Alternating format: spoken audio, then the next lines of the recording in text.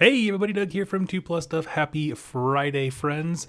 Let me move the chat so where I can see it, and if you could just tell me if you can hear and see me okay, that would mean the world to me. So, man, it's been a wonderful morning. Had a great morning with my wife, just hanging out, having breakfast and stuff. But here's what I will say. Let's see. Pop out the chat. There we go. Now I can see you guys. Good morning, everybody. So it's been a wonderful day, and if this is your first time joining me for a WYR Reforging, welcome. This is my weekly live show where basically I just kind of sit, hang out. It's meant to be more of like an informal rather than me reading a script for a lore and that kind of stuff. Just a way to hang out, connect with y'all, answer questions, hang out, chat, talk about whatever. So basically, the way the show works is I have a few different segments I go through. Hobby progress, games played. We go through the news and that kind of stuff. We go through it all, and then in between those segments, I open it up to chat, discussion. That way, I'm not constantly interrupting myself as I go through the segments. So, yeah, so we will jump right in. Actually, the news is probably what I'm more interested in this week, but after that, we'll have a main topic discussion about what I want to see in Warhammer Age of Sigmar 3rd Edition. So, lots of stuff on the horizon, hopefully. We'll see. Let me adjust my light here. It's not blinding me and you. So, anyway, see, okay, audio's good. Thank you guys so much. Now, as for hobby progress, I'll go to the downward cam here. Let me get some of this stuff out of the way. If you joined me yesterday, you know that we have been painting some Cursed City, which I am very excited for. We pretty much got the Varg skier done, at least the scheme that I want him to have. Again, my thing is, I'm painting these guys to like a minimum standard that I can go back and do details to later. Because honestly, I'm basically doing up to the point where I would normally do a bunch of highlights. And so I'm stopping there because, quite frankly, when I'm playing these games with y'all online, you won't really be able to see the detail, if I'm honest with you. And so it's like, well, let's just get, MVP, minimum viable product. Let's just get that out there so we can start rolling some dice and having some fun. So he's pretty much done. I'm doing all the basing at once at the end, just to kind of like streamline it. Then the zombies, they're mostly done, if I'm honest. I ended yesterday's hobby hang with like doing a really heavy wash on all the underground bits. And so then we're going to go back and just kind of finish up all the stuff that's like from the tombstone up kind of a deal. So yeah, so I have this done. I have the 3 vampire, like the trio, that's one boss, and all the skeletons, and the captain of the guard, the skeleton, like lord with a spear or halberd or whatever he has. So we're cranking along. I tried to alternate it between like, we'll do a hero, in this case the Varg skier, and the watch captain guy. We'll do a hero, we'll do a mob of little dudes, a hero, a little mob of dudes. So that's how I'm trying to avoid getting totally burnt out on horde painting. But yeah, let's see. Ben Murphy, good morning, Doug. I'm home from work while I shake off my second dose of vaccine. Building some snake ladies. Sweet. Well, it sounds like there's nothing but positivity into that comment, my friend. Good job. And thank you for vaccinating. So, that is it for me for hobby progress. I've really just been focused on Cursed City. I'm terrible at building models, so it took me quite a while to build them all up. Then I had to wait a day for the weather to clear up to prime them, and then I've just been plinking away at them here and there. I'm not one of those people who can like sit down and take an entire day to paint. I'm sure that I could have had half this set done already if I was, but I would go insane. So, so I have to get up and kind of move around every once in a while, and I'll stop this and I'll write notes for a video, just kind of take a break. But anyway, so we'll go back to the main cam, and this is what I'm going to open it up to you guys at the end of the hobby progress segment. What have you been working on lately? As far as stuff that I'm excited to work on, like after Cursed City, I have 2 more characters to finish for Marvel Crisis Protocol. Actually, there is something. So you go ahead and type your answers in as to what you're working on, but I wanted to show you something. There is a website. If you remember I don't know why my mind is blanking here, Games Workshop employee by the name of Sari. Okay, she's a very sweet person, and she was the lady who used to comment on a lot of the live battle reports that they used to do. I mean, I think they still do them. I haven't watched Warhammer Twitch in like forever, but she was one of my favorites because, quite frankly, she spoke clear enough for me to understand her, as opposed to some of the other hosts that they had. But she has her own website called, I believe is it the Hobby Corner or something? What is it at? Anyway, she started a website. Started a website called Pile of Potential. And so I'm listing this with my hobby progress here, where, let's see, make sure. Yep. Okay. Basically, it is a software that allows you to catalog what you own and how you're doing on your hobby progress. So, for example, if we go to Marvel Crisis Protocol, you can create all your different projects here, and then you have your unit name. So, Green Goblin, Kingpin, one model in a unit. It's built. It's not primed. I haven't painted them yet. It's not based. I'm going to go through and add all the stuff that I've already done. But for example, we have here, actually, I'll take this link and I'll share this around later. Excuse me. This is everything for Warhammer Cursed City. So yeah, I like it quite a bit. I have everything listed here. We have nothing's based, but we do have a few units that are functionally done. I'm going to put the Vargskier as being painted because he is in my heart. But yes, so Pile of Potential is what it's called. It's totally free. I do recommend throwing a couple bucks just to make sure like that they can keep the site up, because it does cost money to host these kinds of things, but it's absolutely a fascinating tool. You could do categories where you categorize by game and then have each project underneath that category be a different army that you own. So you could do AOS as a category, then your 3 OS armies, and then, what other Legion, Star Wars Legion, and then have like your 2 armies that you play for that. So anyway, yeah, and you can see here, I didn't do it, but you can organize and kind of sum up your things by whether or not you've purchased something. So if you're a collector, you can keep track of all the stuff you own. The cost, I'm going to shut my window here. Apparently all 3 cops in Iowa decided to go past my house. And then you have cost and the points total. So it depends on what kind of your goals are, but there are a lot of tools to help you achieve them. So that's pretty cool. I'm just going to leave this up here and read your guys' answers. Cranking out my first Malifaux crew. How do you enjoy building the Malifaux models? I've heard nothing but complaints about building them, but nothing but praise when it comes to painting them. Ben Murphy, yes, that is how you spell it. Ceri, I believe. So, yeah. Let's see. My Stormcast Eternal bases worked a lot better than I hoped they would. Sweet. That's fantastic. I saw a picture of it. It's absolutely fascinating. Kind of looks like a... My God.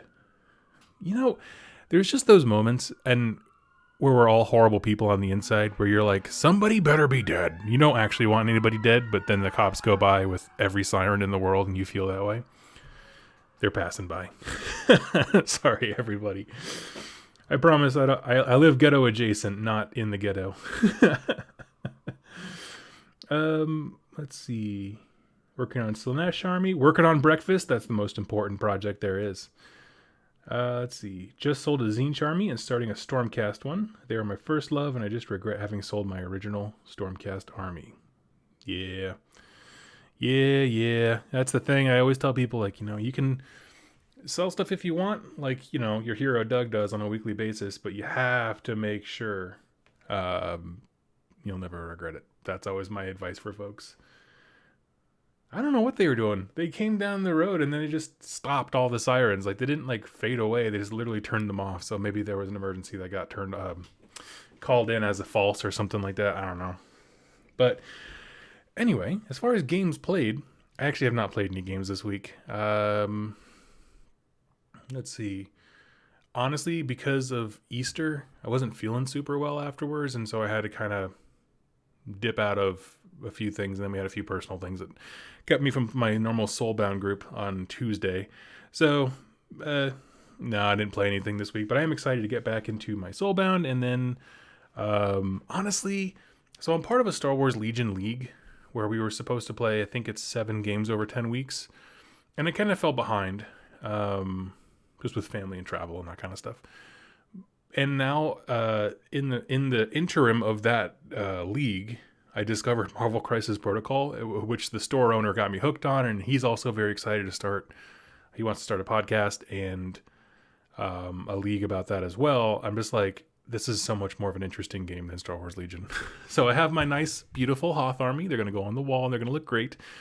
But truth be told, like, Marvel Crisis Protocol is kind of where I've been at lately.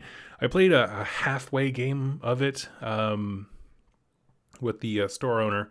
Had a great time. You know, we just kind of like did no missions, just run forward and punch each other. It's not that kind of game. It really is objective based. But I had an absolute blast, and the mechanics are very, very interesting. I've said this before about other games, but it's kind of what I wanted Warcry to be, where you're basically, if you're not familiar with Marvel Crisis Protocol, you have normal attacks and stuff like that are very simple and straightforward to use. However, you also have these superpowers, which are very flavorful to the characters that you're playing. And the thing is like you have to spend a resource, power, to use those superpowers.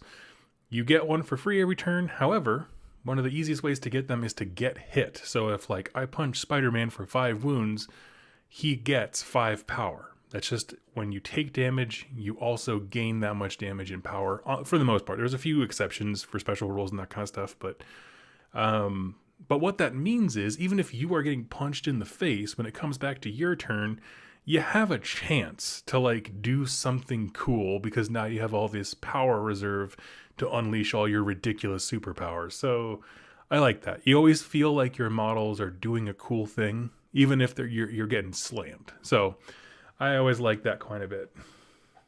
Dan, I sense Marvel Crisis Protocol. Yeah. Let's see. Doug, we'll be participating in Animosity 3 this summer. I have heard nothing about it, but we'll talk about that in the main topic. Stay tuned. Let's see. What else do I have? That's it for games played, though. It was just that one.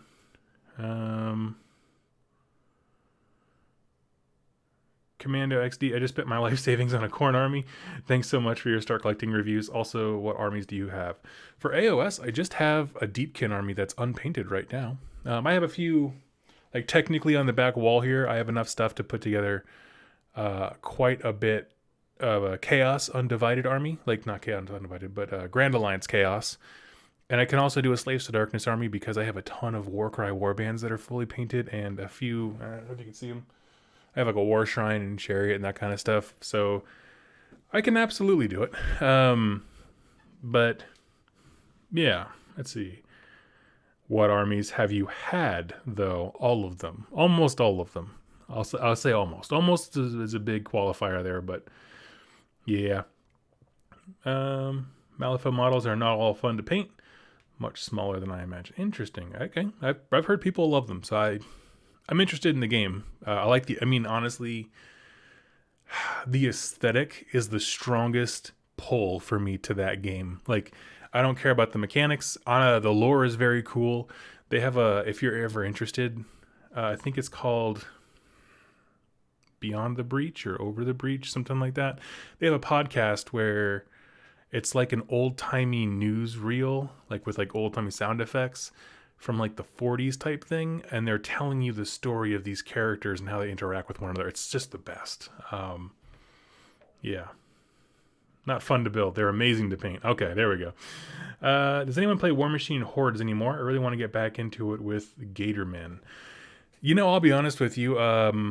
There is a local, to me, league. And I've thought about it because I did like War Machine Hordes. Honestly, like, it was my first miniatures game. I got connected in it here in this same town in Iowa. And the group is still around. Still cool people in there. A few of the folks left off after the Pressganger thing. Through the Breach, thanks, Dan. After the Pressganger thing went away. But for the most part, people seem to really still be enjoying it. So I've been thinking about it. I mean, honestly, I don't know. It's interesting. My local store, they don't support, or they don't sell. What am I trying to say? They don't sell Games Workshop products, but they do Privateer Press and they do Asmodee, which is all the Marvel Crisis Protocol, Star Wars Legion, all that kind of stuff. And I had asked them, like, straight up, because they have 40% off of War Machine and Hordes. Every store in my area is, like, trying aggressively to dump Privateer Press products. And I was like, why is everything so cheap? And furthermore, it's like, it's just people just not want to play. And he's like, yeah, people just don't want to play. I'm like, okay, well, I can't change that. I mean, I was there at the Star Wars League night and they were saying there was multiple guys who were like, oh yeah, I've got 2 to 3 War Machine Hordes armies, that kind of stuff. They're never going to see the light of day again. And I was like, I feel like you just kind of decided that. I feel like you could just try to build a community. You know what I mean? It's one of those things, but I also have not been along for the entire journey that community has endured while their 3rd edition crashed and burned upon release. I'm sure it's in a better place now, but it was a rough start from what I understand. And so it's like, I can't really reprimand you for being like, well, you got to get out there and just build a community. But at the same time, it's like, well, I feel like those models are only a waste if you waste them. Doug, do you know how to use typhus corrosion paint? Yes, there's actually... Ooh, I stepped on the cord to my light. There's a great tutorial on YouTube. Just literally type in typhus corrosion. You just brush it on. I don't know what else to say to you. But it's hard to articulate is what I mean. Like there's a trick to it, but yeah. Let's see. Seems to me that War Machine Horde players seem to be about power gamers as opposed to the narrative. I don't know if that's... Gotta think about that. Here's the deal. For me, looking at War Machine and Hordes and their competitive nature is different than like looking at, say, 40K and AOS's competitive nature. And the reason I say that is because Games Workshop advertises fun, narrative-based worlds and things to explore and, you know, the collecting side of things. And then from that, people take it and they go hog wild on the competitive side. For me personally, I don't think any Games Workshop product is a competitive game, barring Underworlds, because Underworlds has even though I don't play it, and I can't tell you how well balanced it is, I can tell you that just the fact that there's a ban list and they try to rein in some of the mechanics they've put out there makes it the single most balanced GW product possible.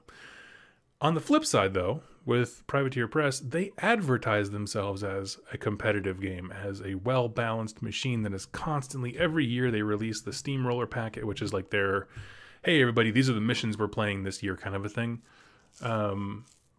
over the lore side of things. So part of it is like they're different, they're companies that are reaching for different things. So it's like I don't begrudge Privateer Press for their events seeming very competitive focused. It's what they are focused on, as opposed to GW, where it's like the second someone starts getting into an argument about die versus dice and the rules and how it's written and that kind of stuff, I just kind of step back from the table. I'm like, why are we here?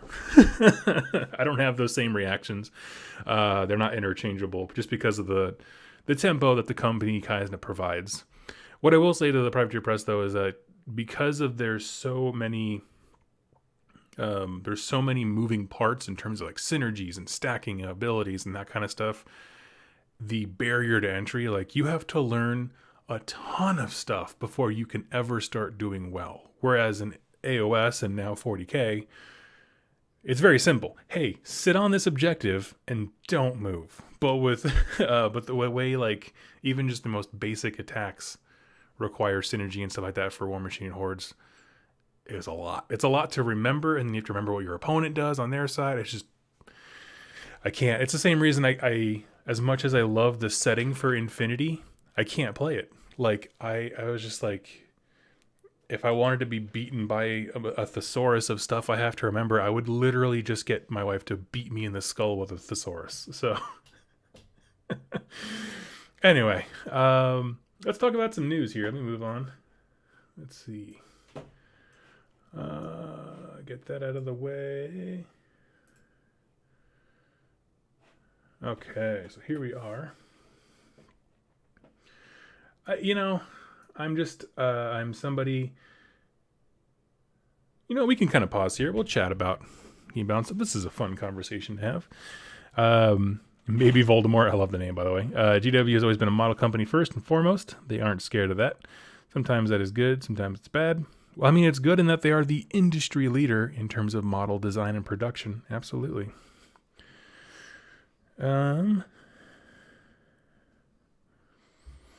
Let's see. I was big into Warhammer Hordes. Did the tourney circuits. Played in the ETC team. Helped start a podcast. And helped burn me out, to be honest. Kind of turned me off the more competitive side of things. Josh, I'm curious, what podcast? I'm very curious. I binged so many podcasts when I was just getting into the hobby, like capital H hobby of just wargaming in general. So, let's see. You only need 2 books to play 40k though. That'll change. Just give it a minute. We're starting up the narrative campaign things for them. Muse on minis. I think I know you, buddy. And I think you helped me get into the hobby. So thank you so much, Josh. Let me see. Hold on. I know the Muse on minis, guys. Let's see. I just want to make sure before I embarrass myself.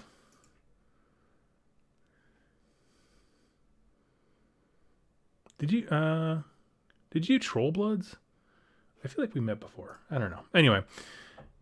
Hashtag ominous. I think I know you. Yes, I'm sorry. I do tend to be a creeper.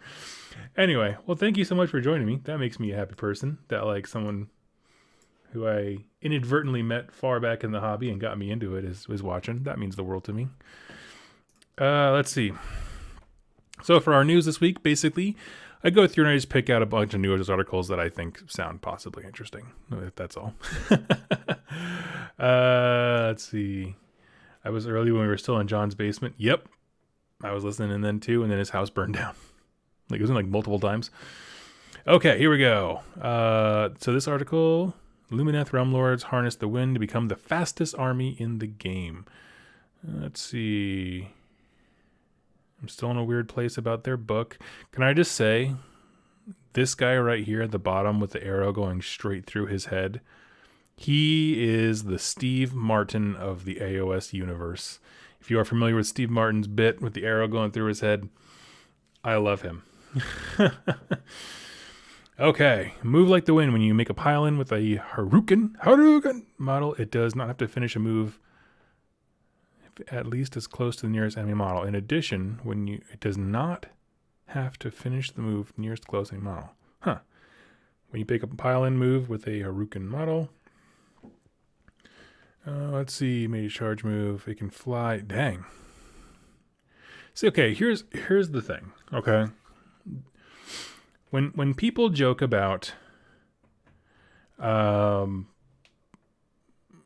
I talk about bad rules design, this is a strong one. Okay, move like the wind. When you make a pile-in move with a Haruken model, it does not have to finish the move at least as close to the nearest enemy model.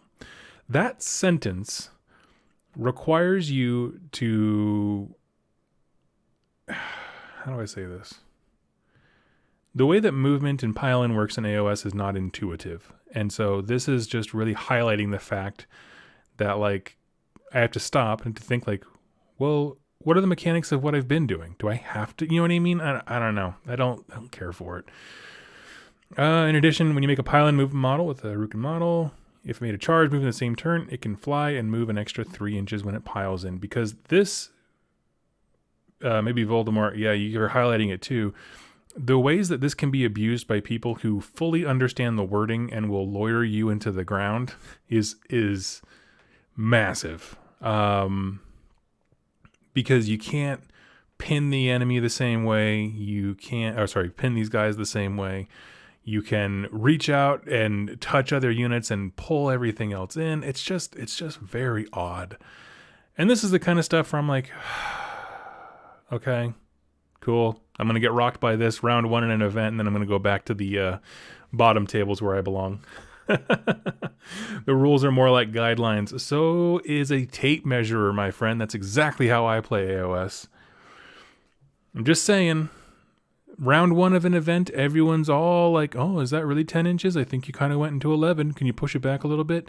And then round 5, everyone's drunk AF, and they're like, oh, the loosey-goosey hands come out, and all of a sudden that 10-inch charge, it looks a lot like 13 inches. Anyway. Let's see.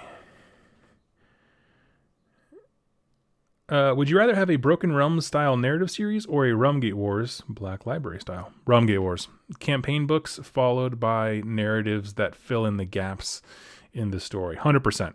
I have been enjoying the Broken Realms series. Marathi more than Teclis, but yeah.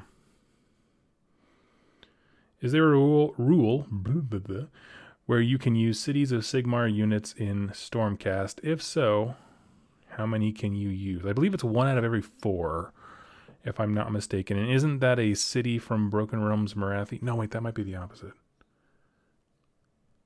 Someone help me out there.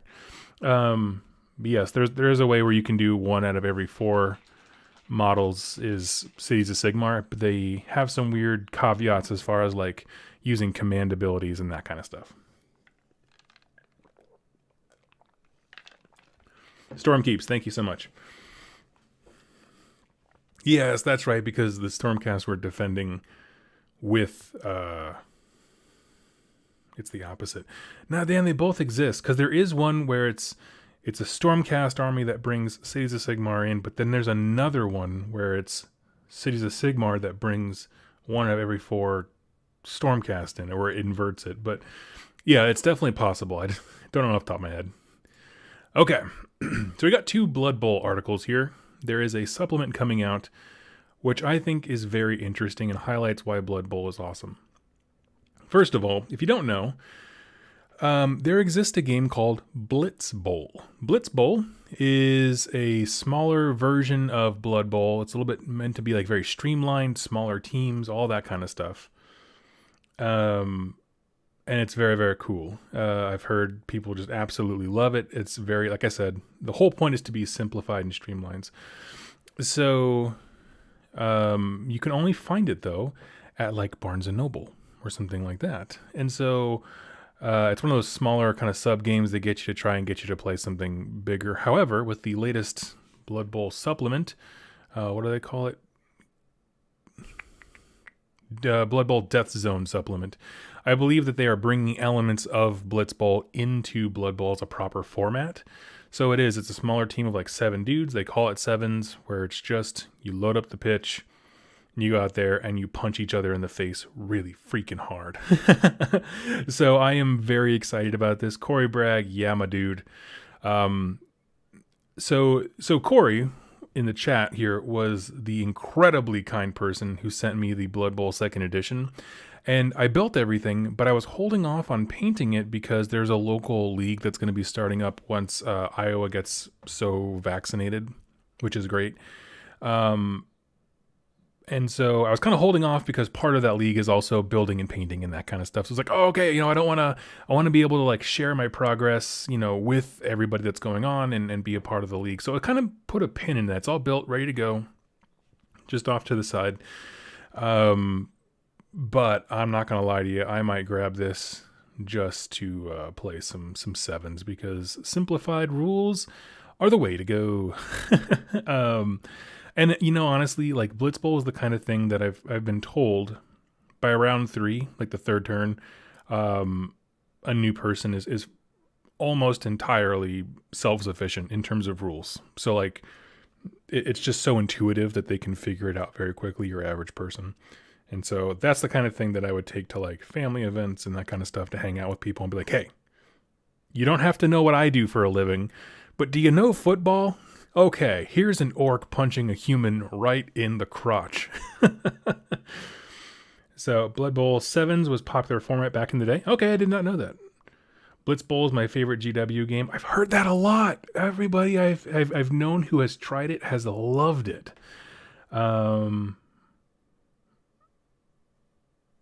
afraid its support may be phased out. Well, Donald, it's interesting because I'm torn on that, because I understand what you mean totally, because GW does that all the time. On the flip side, it's like, well, if Blitz Bowl was acting as a great way to get people into the game, you'd think that they would keep doing that and be like, oh yeah, this is just one way to play this larger game. That is Blood Bowl. So we have some modest team draft budgets. You can still improve players, which is awesome. Your players earn skills much more quickly. Skills are some of the most interesting things in Blood Bowl. Just the kind of stuff that you can stack. It gets to be a lot to memorize. One of the things that I appreciate about the video game version is that it manages that for you. But honestly, if they simplify everything else, I think it'll be pretty easy. Unique scenarios. The Hangover. I love it. One player on the opposing team has been out celebrating the night before the match and turns up late. You may play this desperate measure before step 1, the first drive sequence of the game. Randomly select an opposing player. That player must miss the first drive of the game. I love it. They show up late because they was drunk. So I'm very excited for this. Because, like I said, because of my league, I basically put my Blood Bowl stuff up on the shelf, but this is going to have me at least bust out half of these guys and get to painting because I'm excited. So I wanted to talk about that. Now, along with that, introduces fast food sponsorships and mid-game mutations. If you are not familiar with Blood Bowl, it is the most tongue-in-cheek thing fathomable. Where basically like everything is a joke. It's all a terrible pun. It's just like, what is it? Corporations taken to the extreme, but in a very cartoonish way. And so you can try to get sponsorships from different, companies and stuff. Oh, I love this art. This is a great one. Oh man, that is so fun looking. But yeah, so you can try to get, there's a team mascot. I forgot about that. McMurdy's Burger Emporium. What do we got? Residency table. I don't know. Yeah, Warpstone Brazier Ball. I love it. They have some of the weirdest and funniest things in their game because it's just none of it is meant to be serious. And the people who try to play Blood Bowl seriously, like, what are you doing with your life? Let's see. So we have that. Let's move on. This is the one I want to do next. Chatting a little bit. Oh, I think we actually already covered this. Yeah, they're talking about their pre-orders. So this week we have the Vampire Squad for Underworlds coming out for pre-order. Then we have the new 2-player starter set. And we're going to talk more about these in just a minute. Can you use any mini as your mascot? You know what? I haven't seen the mascot rules as they've been presented. This is a preview for what you can pre-order soon, so I can't give you a firm answer. Here's the 2 warbands involved. And then we have the Warhammer Underworlds Essential cards. So we're going to chat about these in the articles that dive into them a bit more. But I will tell you that I intend to put my money where my mouth is because Games Workshop did exactly what I was asking for when it came to Underworld. So we're going to just take a look at the rest of this. I have no interest in Titanicus. And yeah, Death Zone goes up for pre-order as well. Okay, so let's cover one more news thing before we dive into the Underworlds. The daddy-daughter duo. So we have Galen Van Dunst, an uncompromising hero who's joining the ranks of the Cities of Sigmar in the near future. He is so freaking cool. Can you imagine? Okay, so I've been talking about how if I ever get into Cities of Sigmar, I definitely want to do a whole lot of AdMech conversions. Can you imagine with like the AdMech laser flintlock pistol thing? Oh man, he looks awesome the way he is. And then this is his daughter, who is carrying a crossbow about as tall as her. Doralia Van Dunst. Let's see. I would love some form of Blood Bowl RPG. Yeah. I swear Doug is the nicest and most positive YouTuber. Well, thank you. I don't know what prompted that. I don't feel like I was exceptionally positive in the last couple of lines there, but all right. So anyway, Yeah, so these models look fantastic. Looking at them, it looks like she has an alternate head with a witch hunter hat, which just makes me wonder, why did you even bother putting a hatless head on her? I'm just kidding. It's like this. There's so much iconography within this hat that it's just like, who's gonna choose not to put the hat on her? What? I mean, she looks cool. Like, if that was not an option, I would definitely be happy with her head and her sculpt. Like, her hairline's awesome. It's a great looking model for both of them. But the fact that because the Inquisitor hat exists, it must be the Inquisitor hat, in my opinion.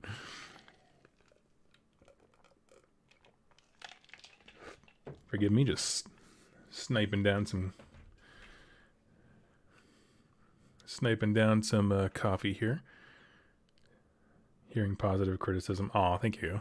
I try my best. Okay. I want to get into the things that interest me. So, for the longest time, and you can go watch other WYR Reforgings while we do this. So, for the longest time, I've wanted to get into Warhammer Underworlds again. But my problem was, one, there's not really a great onboarding point because they keep changing out the set annually. And it's very rough because then cards go out of season. Not reverting to hyperbole for shock value. Yeah, that's me. They don't repeat. No coffee until after the commentary. Oh man, you guys are not going to get any commentary then.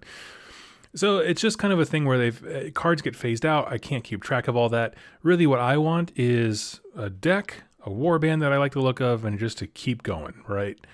Also, they've had that weird situation where they'll have a warband out, say the Fire Slayers one, and then they'll discontinue it and then continue selling the models, but none of the cards that are specific to them. So it gets very difficult to like, how do I start playing this warband, right? It just becomes a pain in the butt.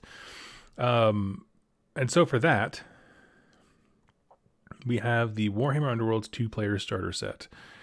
My understanding is, actually, let's take a look at here. So if you've been looking to dip your toe into the shade glassy waters of Warhammer Underworlds, the new starter set, which is up for pre-order this weekend, is the way to do it. Designed from the ground up to be the easiest, most accessible way to get involved, it includes everything you need to get started. Okay, let's take a peek what's inside. I'm going to skip the video so I don't blow your eardrums out. In Underworld, you take command of a warband of brave warriors, wizards, and even monsters, or using your wit and skill to earn glory and ultimately defeat your opponent. This set contains 2 warbands, cast in pre-colored plastic, which can be assembled. Okay, we understand how models work.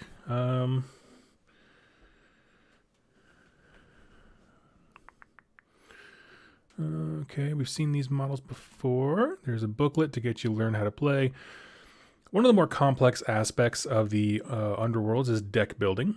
However, the contents of this set are geared towards easy play. As such, it featured 2 hand-picked card decks, one for each warband. That's fantastic. That provide you with balanced hands for both Storm of Celestis and the Wraith Creepers, the 2 warbands you get. This frees you up from having to learn how to build competitive decks from your warbands to ensure you get straight into the action. Fantastic. Thank you. Once you've mastered each warband pre-built decks they use, you can expand your Warhammer Underworlds experience by introducing the deck building elements. That's wonderful. Get you some game boards, tokens and dice. Wonderful. Okay, so like, again, as long as this product stays on the friggin' shelf, we will just be fine. You know? The problem is onboarding methods. So when I say onboarding, I mean ways to get new people in, like Dire Chasm or Shadespire. They're gone in a year, and some of the cards aren't really useful after that. So that's always been a problem. If this stays consistent, even if it's kind of like a no thrills, you know, these are very straightforward warbands. I don't see any wizards amongst them. Looks like the Wraiths are going to be very melee focused, whereas the Stormcast are the shooting variants. That's fine. It doesn't have to be crazy sexy. It just has to be stable. You know, it's like when you're looking for, you know, you had a series of crazy girlfriends and you're looking for something good. You're just like, it doesn't have to be the hottest thing. I just need some stability and someone to love me. That is what Warhammer Underworlds needs. Okay. And then we have take your Warhammer Underworlds deck to the next level with 60 essential cards. So, yesterday we showed off the Underworld Warhammer set, which is the ideal way to get new players in. This is a supplement to that, an expansion. Talk about the new Underworld Starter. Yep. We just finished it. Basically, there's nothing radical about it, but I just want it to be a stable product that stays on the shelves. Once you've learned the basics of Underworlds from the starter set, you're ready to take on the next challenge, which is building your own deck by putting together your own objectives, ploys, and upgrades. The cards in the essential card pack are all universal cards, which means they can be used with any warband, from the Wraith Creepers to the whatever, basically the ones from the starter set, to any of the warbands from the previous seasons. Let's click that link. What do you got for me? Okay, now here is my question. So in this article, they say you can use the cards in this pack from the starter set that is already previewed for us, and use them in any of the warbands from previous seasons. Okay, so if you play Underworlds, here is my question, okay? How do I get the actual cards for the characters for, say, let's do Chosen Axes? Okay? Like, I understand that I can get the cards that you generically need to build a list, but it's like, how does one obtain... Is this it? Do you have to print them off now? I mean, it's fine. Am I crazy? Is this how you're supposed to do it? eBay. Well, it's interesting because they're all here. Like, what is this site? This is Warhammer Underworld /Warbands. So you can find it, where it has the cards printed like this, which is so useful. But is this how they intend? Because I haven't seen it anywhere else that they've said that their cards are here. Because I can go into my local Games Workshop store. Well, I used to be able to, but I can go into a GW store and buy like the Fire Slayer set, but it won't come with these character cards. Okay. So yeah, I would just print them off, right? That's what I would do. Print them off, laminate them. Okay. Okay. Well, you know what? Hey, that's cool. That's cool. As long as the cards are... How many do they have here? I'm just going to speed through. Sorry if this makes you totally seasick. I'm trying to get a sense. Do they have every single card? It sure looks like they do. If they have them available online, capture them. Oh, yeah. Yeah. And I think that's the point, if I'm not mistaken. Because it's like the full image. It's everything. So, okay. Well, yeah, and they even have the most recent ones. So... Okay, so this helps. I feel like they don't promote this page enough. Does that sound crazy to me? I feel like I would have started playing a while back if I could choose a warband that was out of print and it had the information for it. Am I crazy? If you're willing to print off the cards, there are plenty of online sources for faction-specific stuff that can't be bought anymore. Yeah, I mean, honestly, to me, those are the only cards that I would print off because it's necessary information that is not out of date. Like... They're still valid. The actual cards for each character hasn't gone away. It's just the cards that come in their packs. They're faction specific ones. I don't care about those. I just need to literally be able to play with the faction. Because now, because of this thing, the essential cards pack, if I went out and I bought, we'll stick with the Fire Slayer example, those I could then print off the actual character cards, grab the essential cards deck, and boom, I can start playing, which is all I wanted. That's all I wanted. Is just some stable means to be able to get into the game. And it looks like it comes with pretty basic generic stuff, which is great. All right, you have your objectives that are based around capturing specific points in the battlefield, annihilation for 3 Khorne champions that look like they're laying on their back, staring at the sky, trying to see what the different clouds look like. That's what I'm gonna say that picture is of. I can't think of what else they're trying to represent, but that's all we got. They don't look hurt, so they're not dead. And a whole bunch of gambits and ploys. So roll 1 attack dice and roll blah, blah, blah. Take 1 unspent glory point from your opponent. That's savage. That's so mean. I'm just enjoying Underworld now as a novelty. I just want to use the models for conversions. Yeah, I mean, honestly, we have a few folks. It's so weird. Locally, AOS is not that popular, but Underworlds is. Like, there are people who just really enjoy this style of game, and so I want to get into it. But I'm going to go ahead and get into it probably with some pre-orders this weekend. So, yeah. Do you know if you get any spare parts from the Cursed City Skeletons? I don't remember there being any. I think it's pretty exact, to be honest with you. Let's see. Oh, that's a fun picture. I like this guy. He's a cutie. Okay, so I want to read here. Once you've created your first decks, you'll be ready to delve even deeper into the Warhammer Underworlds. You could pick up a new warband, such as Lightning Fast Rippa Snarlfangs, the Indomitable Worm Spat. I love it. Okay, existing Warhammer Underworlds players will be excited to know that the cards in this set won't be rotated out in future seasons. That means that classics such as Planet to Standard, Duel of Wits, Great Fortitude will remain staples in decks for years to come. That's it. That's all I wanted. That's all I wanted. I love it.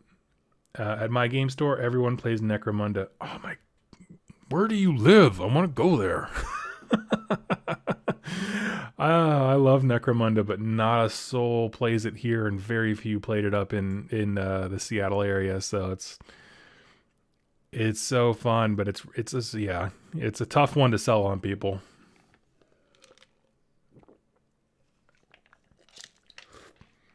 Let's see.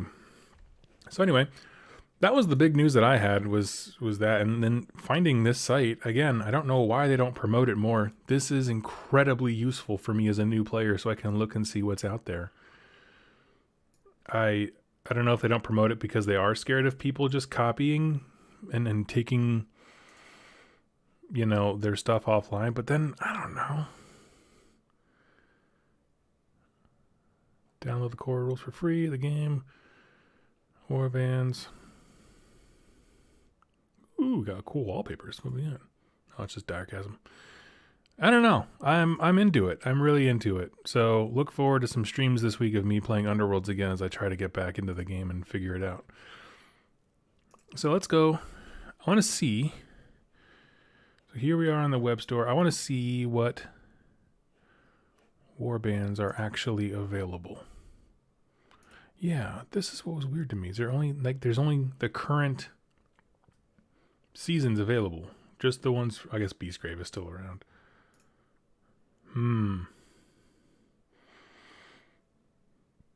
Nightvault, that's a blast from the past. I thought that was done forever ago. Okay, sorry, I'm done. I'm just kind of rambling at this point because now they've like I said, I'm gonna put my money where my mouth is. I have been holding off on getting into the game for a specific product and a method of which they support the game. They have delivered, and so shall I.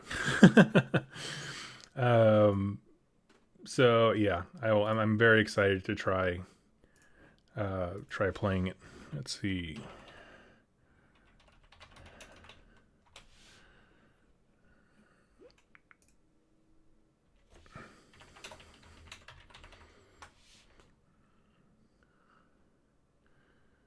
Well, looks like Birmingham, Alabama is only an 11-hour drive for me. So yeah, I'll be there for a weekly Necromunda night. What team am I looking at? There's a few actually that really stand out to me. If I'm looking at starting Warcry, the Kaga's Ravagers, where are the other ones at?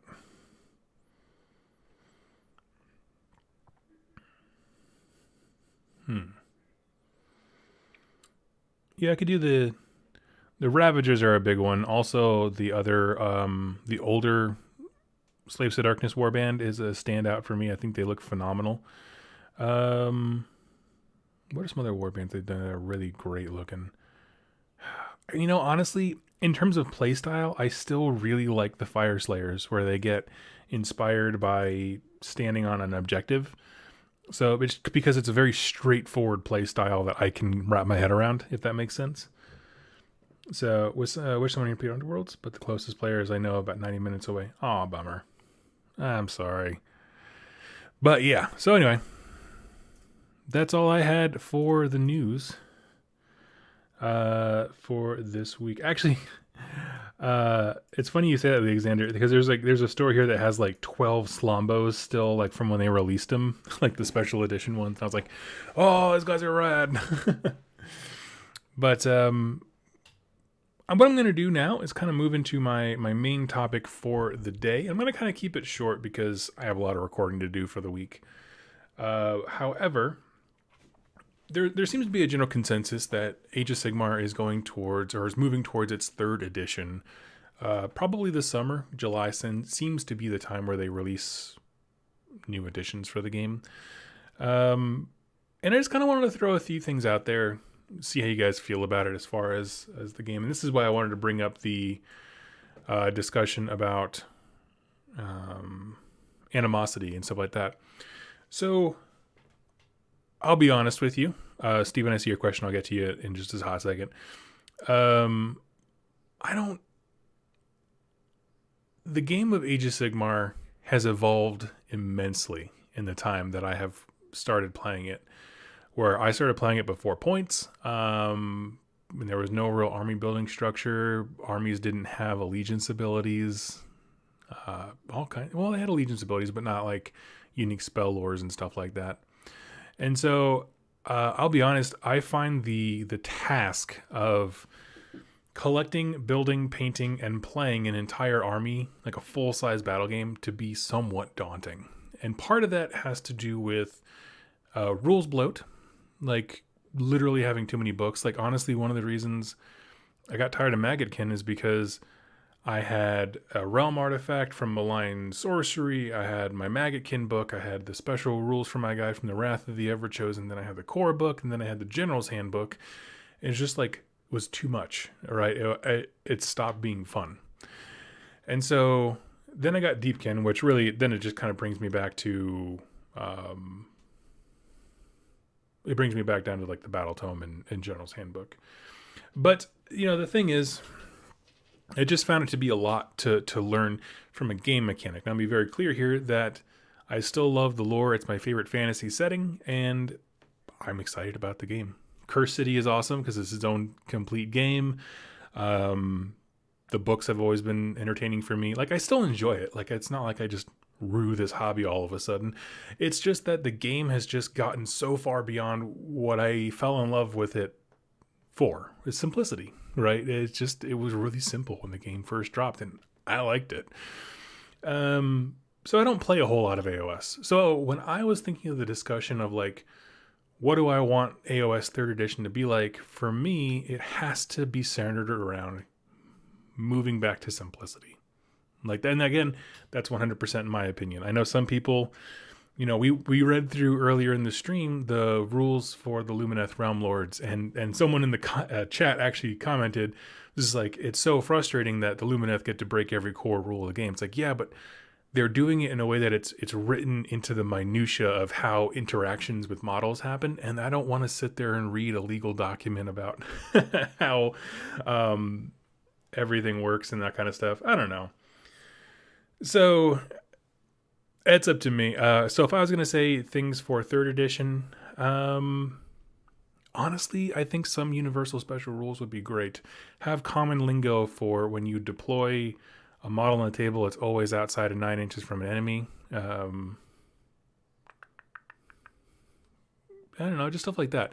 There are just some rules like that you can just sum them up with one thing. So there's less to learn on a war scroll to war scroll basis, but if you want to learn the core game engine. So that's my opinion. For me, what else? I was going to say the pile-in needs to be simpler, but all I really want for pile-in is just pretty much every single thing that they gave to Lumineth, which is just pile in 3 inches wherever you want. Don't worry about who you're closest to. It's just like, thank you. That's what it is in Star Wars Legion, and I love it. What else? Yeah, I don't know. I don't have a long list of wish lists type stuff, but part of it has to do with the way that Games Workshop itself as a company releases rules, that everything's these books, everything has to have a production to it, and it's just, there's a lot going on there. For me personally, I want hordes to be reined in. I want monsters to be better. So, try to get rid of the double turn. Nah, I like the double turn. I do. Pull all the endless spells and artifacts into the core book. That's a great start. That cuts down on a bunch of stuff there. Yeah. So I'm just trying to think of stuff that would get me excited about playing. Like specifically playing. I love playing Soulbound, which is in the same setting. Warcry I love. Underworlds I'm very excited about. But as far as like the full army game, part of it is you have to get the time to play down. It takes way too freaking long to play a single game, a 2,000 point game of AOS. And so I think getting that down is smart. And then, yeah, cutting down rules bloat is another big one. So I don't know. That's kind of where I've been at lately. Just really thinking about like what would get me excited again, right? There's actually a GT coming up in Nebraska, the Bug Eater GT, and I was invited to it. And then at the same time, I was invited to that same event for a Marvel Crisis Protocol one-day tourney thing, but I couldn't do both. And then now I'm just sitting here staring at it like, honestly, I'd rather play the Marvel one. I know that my channel's built around AOS, but in terms of like, if I'm going to go there to play a thing and rather than just cover the events, I'd rather just play Marvel Crisis Protocol. And then on the second day when I'm free, go and interview players for AOS and talk about the tourney and that kind of stuff. So it's just interesting. But it's like, I don't know. The game has just changed for me to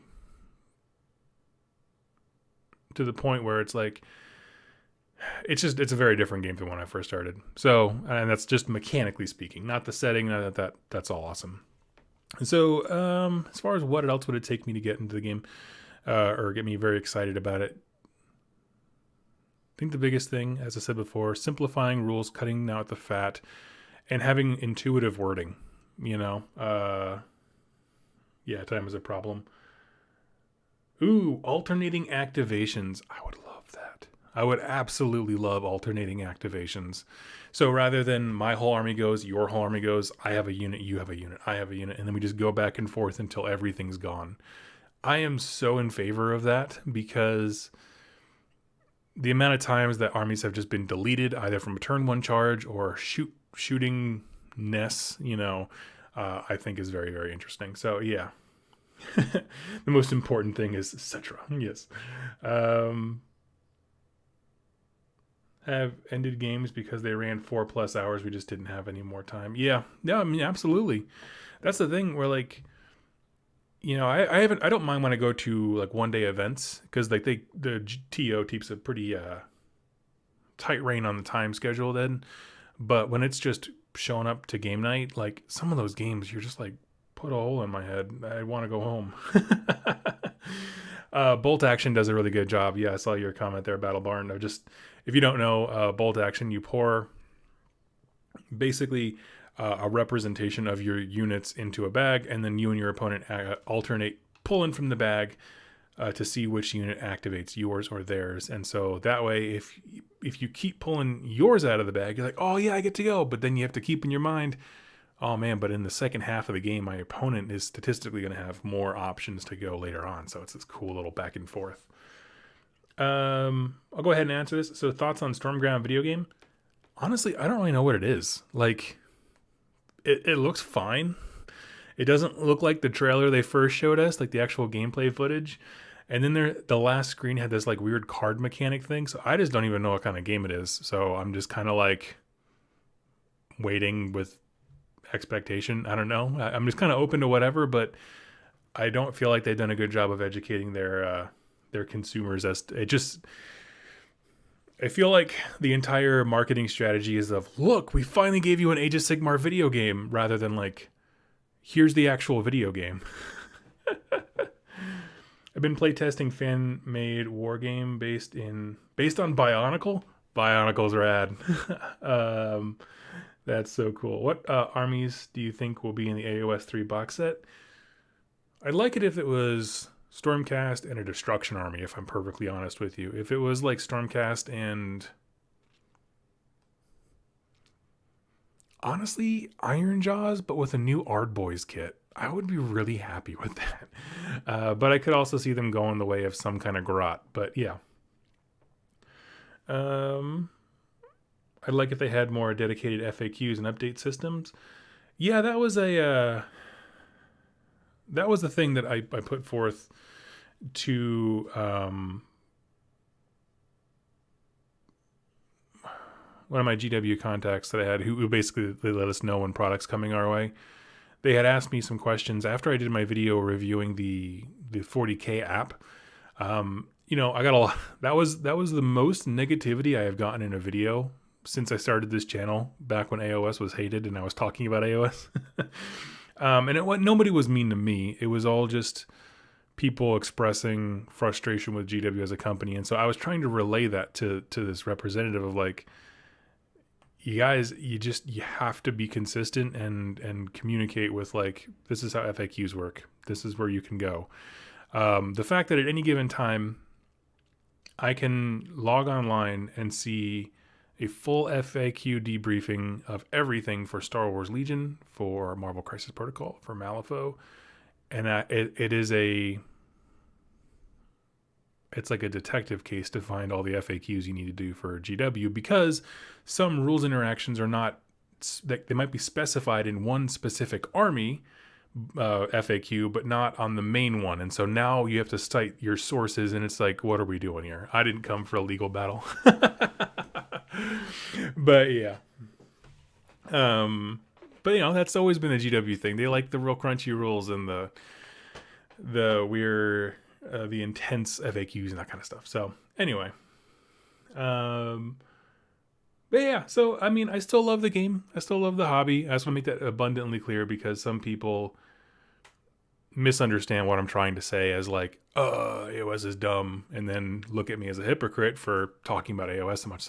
I love the setting. I love what the game can be if you play with the right person. Like, was it 3 weeks ago?